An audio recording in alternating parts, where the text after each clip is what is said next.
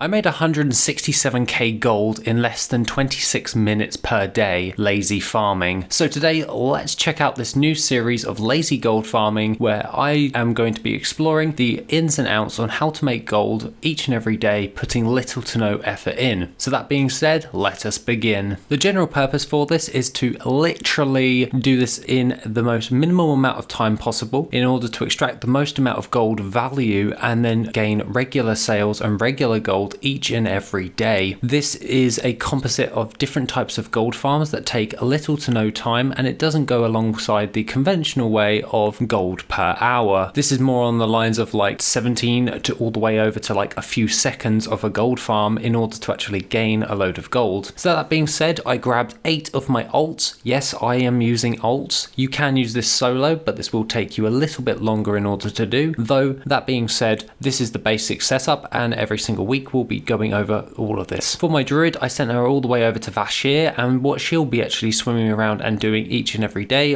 is the Reigns of Poseidus mount. This is a 100% drop chance from the boss Poseidus, who actually spawns within the Abyssal Depths and the Shimmering Expanse. That gives me 5 spawn locations in order to get a hold of this mount, and this takes roughly around about 3 minutes upon my testing throughout the given last 6 days. I managed to receive 1 mount as this is still heavily farmed. However, I was able to get a hold of one of these mounts, which has not sold as of yet, but has given me a decent gold value because of this. The next one is the Sealed Tome of the Lost Legion. The Lost Legion gold farm requires a Warlock, so that being said, I sent my Warlock all the way over to the Isle of Thunder. Yep, Isle of Thunder, of course. What he'll be actually doing is running around and killing any of the rares each and every day, which takes roughly around about 7 minutes in order to do. The Sealed Tome of the Lost Legion actually gains quite a lot of gold, and I generally love this gold farm as it has provided me with so much reliable gold each and every day. It's still part of my reliable gold farms lists the majority of the time. That being said, the Sealed Tome of Lost Legion has a 2% chance of dropping from any of the rares, and you can also get the Sunblade Micro Defender battle pet alongside this from one of the rares on the island. I was able to gain 1 Sealed Tome of Lost Legion and was able to sell that within the week. That being said, we then go over to my next ult, which was the Garn nighthowl. The Garn nighthowl was sent over with my Death Knight, and she has been camping this every single day. This has a 16-minute respawn timer, give or take a couple of minutes, and I was able to gain around about 6 of these as the rare elite is always up. Knock Korosh has a 100% drop chance, and this mount sells incredibly fast. That being said, I managed to gain 6 of these and then sold 3 of these, and I currently have 3 on my bag. This takes about 1 minute in order to do, and then send it over or post it to the auction house and log back out. The next one is the longest of all of the gold farms, and that is the Battered hilt farm. I sent my rogue over there because I love my rogue, and I set the Pit of Sauron over towards the heroic mode, and then this took me around about 17 minutes in order to do, and throughout 6 days of gold farming for 17 minutes I was able to get 1 Battered hilt, which started off at a rough average of 125k, which has now dropped down to around about 88k gold. But at the end of the day, Battered hilt, reliable gold farm, everyone's talked about it, and it gains a good gold value because of this. The next one was my null one at the moment, and this is the Timeless Isles where I sent my mage. This takes roughly around about 5 minutes in order to check all of the rare elite spawn points, and what you're going to be wanting to do is get a hold of the timeless rare battle pets. These can drop from pretty much multiple of these rares, and I was able to actually gather all of this up in a relatively short manner. However, I did not get any battle pets, so let's null this and then jump over to the next one, which is the Nagrand's rare gold farm. Now, the Nagrand's rare gold farm took me 40 seconds in order to clear with camping with my shaman, and